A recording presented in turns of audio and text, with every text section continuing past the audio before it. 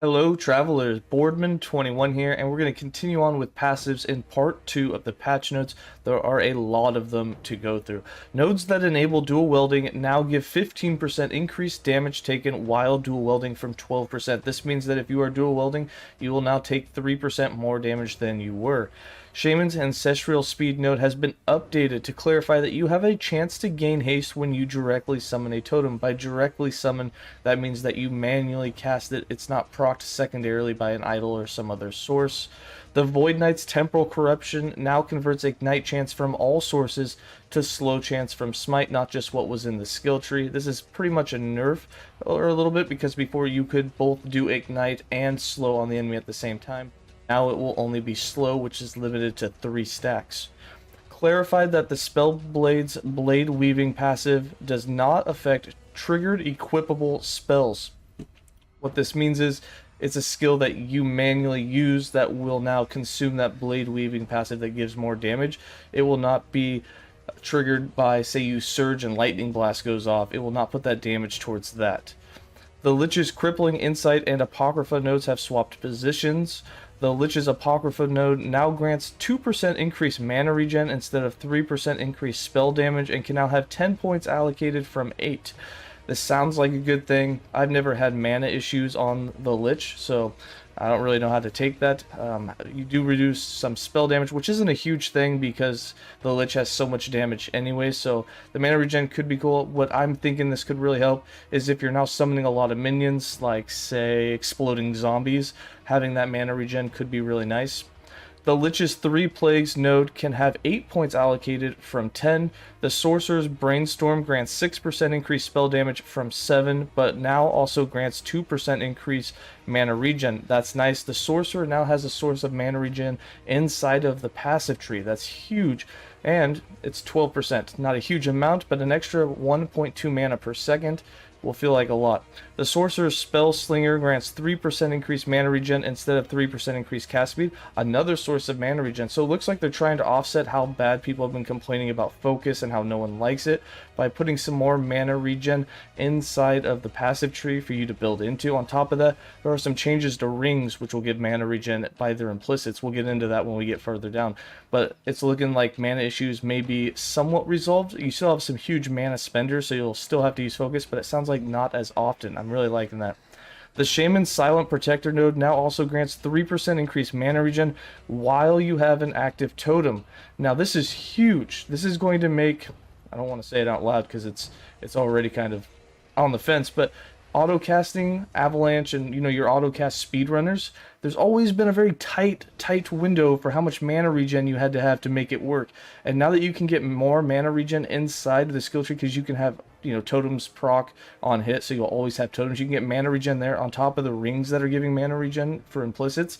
Sounds like mana may not be an issue and will allow us to get more damage out of the Shaman, so look forward to doing that build sometime here in the future. The Blade Dancer's Hooked Blades now works with all hits, not just melee hits. Added a new Blade Dancer node that grants mana regen and chance to inflict frailty on hit. Looks like they took a deep look at mana regen and they're adding a lot of sources of it to all classes. The Marksman Ethereal Arrows now grants 2% increased mana and mana regen from just having 5 mana.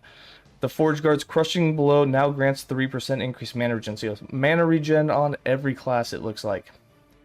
For items, there are new weapon 2D arts and 3D arts. So they went through and it looks like reworked a lot of the artwork. A lot of visuals got updated. A lot of visuals, including UIs and stuff, got updated in this patch.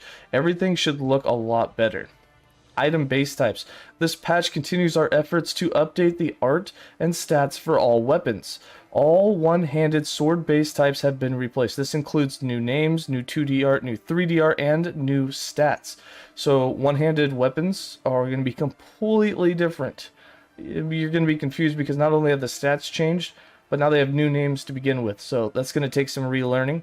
All two-handed sword base types have been replaced. This includes new names, new 2D art, 3D art, and new stats. So if you're using a sword or a mace, it's looking like you're going to have some relearning to do.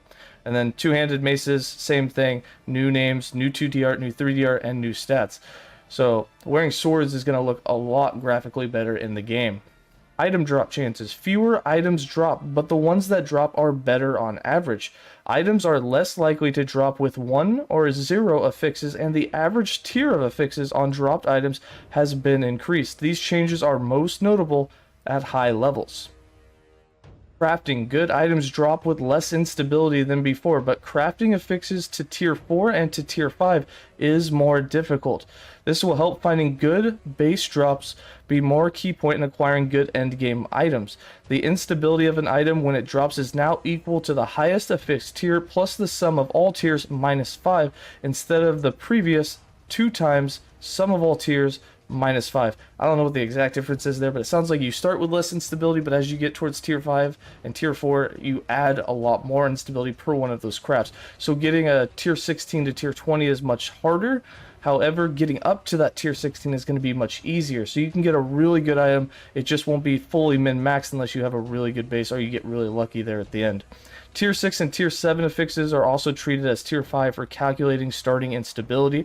Success chance when raising a fix from Tier 3 to Tier 4 is a flat 2% lower, and success chance when raising a fix from Tier 4 to Tier 5 is a flat 5% lower. So getting Tier 5s is going to be much harder. Now, this changes a few things. This not only changes that getting a Tier 20 item would be slightly harder, but this also means that your strategy going into crafting is going to change because you're not going to want to take that chance with an added 5% lower chance of crafting from a tier 4 to a tier 5 until you have all the other ones say up to tier 3.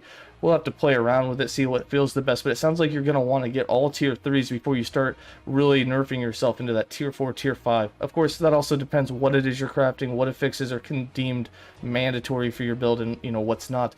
But it looks like changing to crafting is you're going to have to approach it a little differently in 8.2.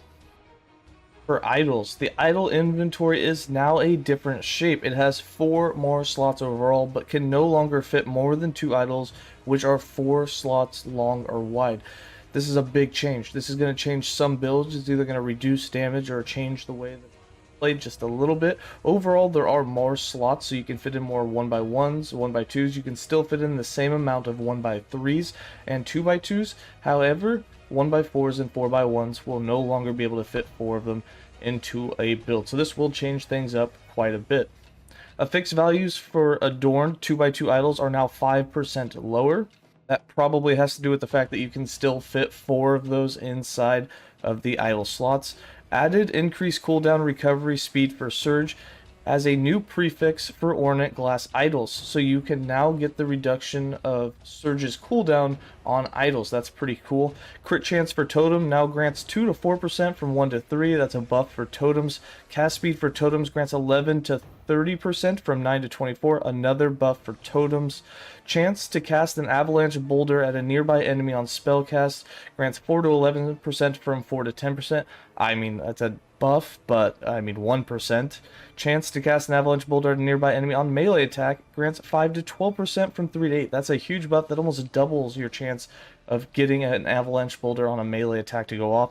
Added lightning damage with shurikens grants 2 to 5 lightning damage from 2 to 4, slight buff. Bees per 10 seconds grants 2 to 4 from 2 to 3, slight buff. Chance to summon a bee with acid flask grants 6 to 17% from 5 to 15%. That is a slight buff as well. Getting into the bees quite a bit. Chance to cast marrow shards when you use transplant grants 7 to 17% from 6 to 15. Slight buff. Chance to cast divine bolt when you use a 0 cost skill grants 4 to 13% from 3 to 10%.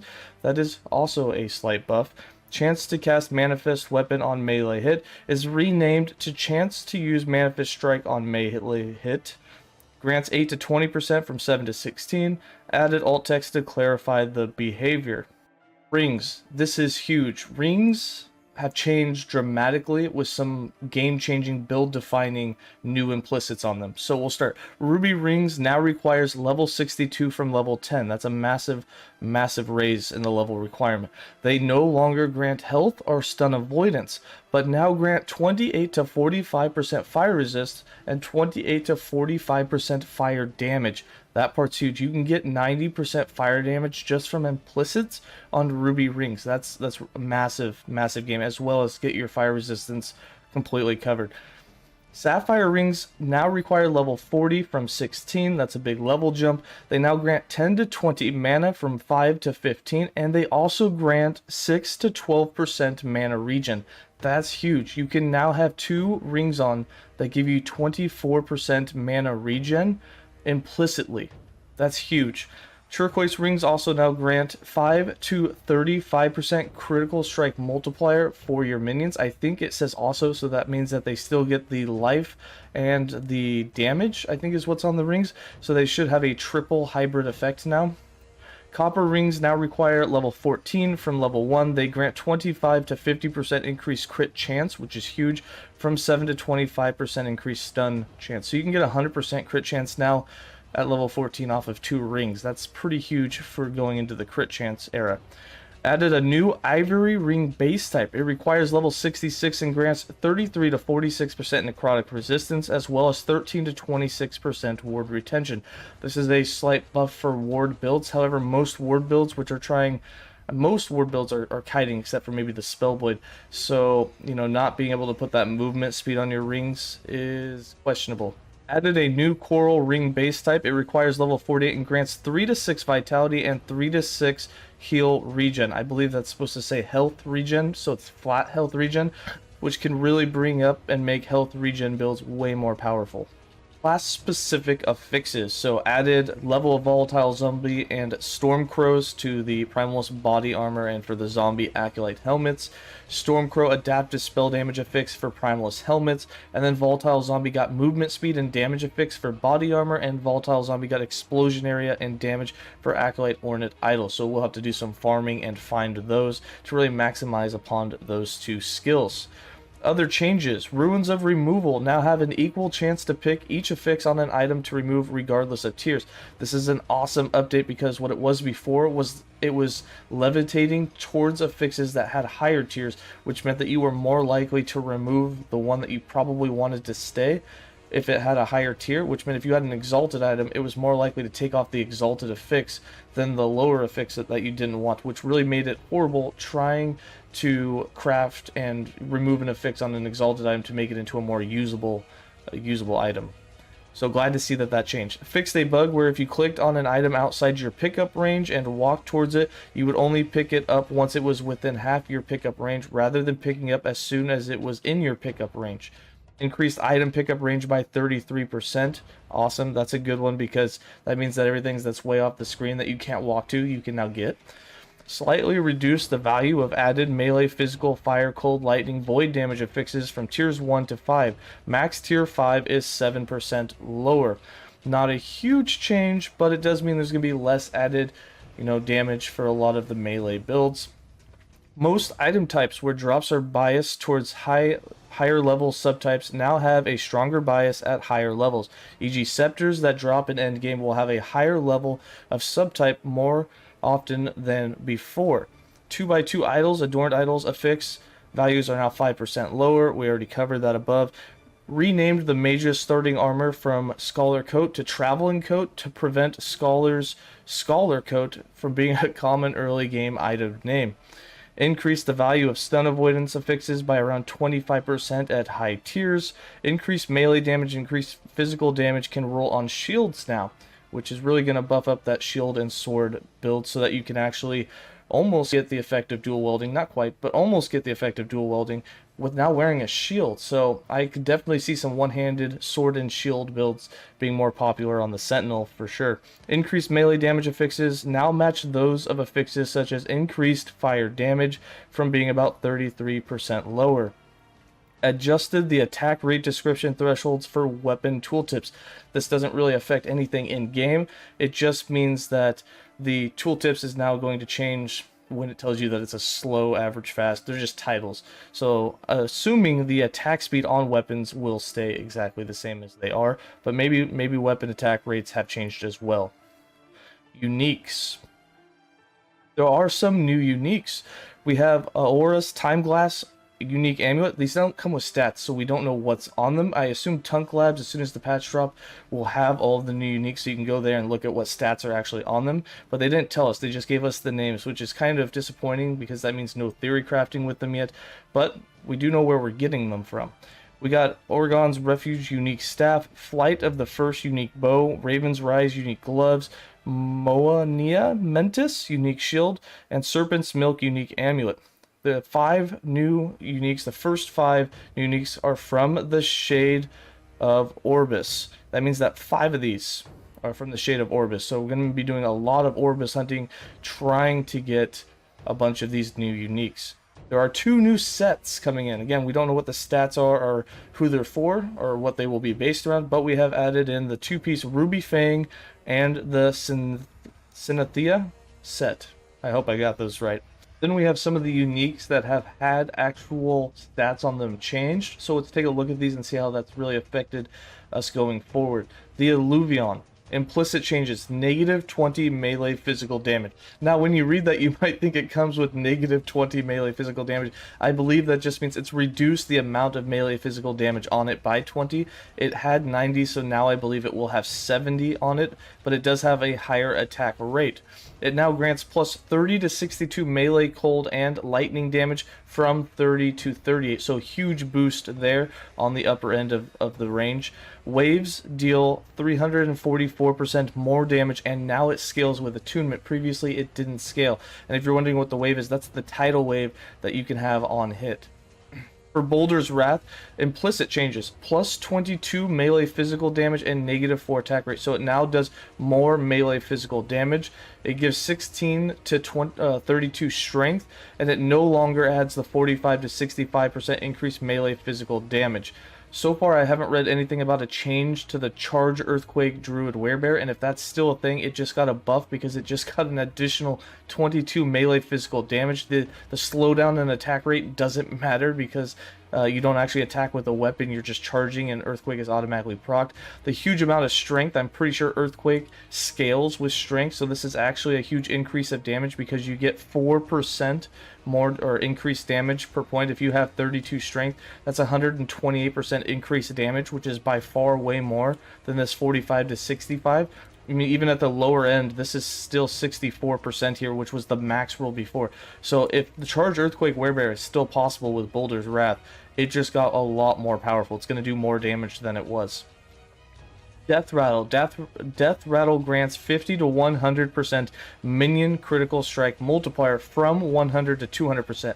That's a huge nerf, but that goes along with the fact that the new minion rings now give 35% critical strike multiplier, up to 35. So you can actually get 70% on those. So you can still get 175% altogether, but you can't reach that 200% anymore. So it is a big nerf. This now also grants 5 to 10 intelligence. This is big. This doesn't help the Primalist so much, but if you are playing it with the Necromancer, that 10 intelligence is a lot of ward retention and damage for you, so that's a big boost to it.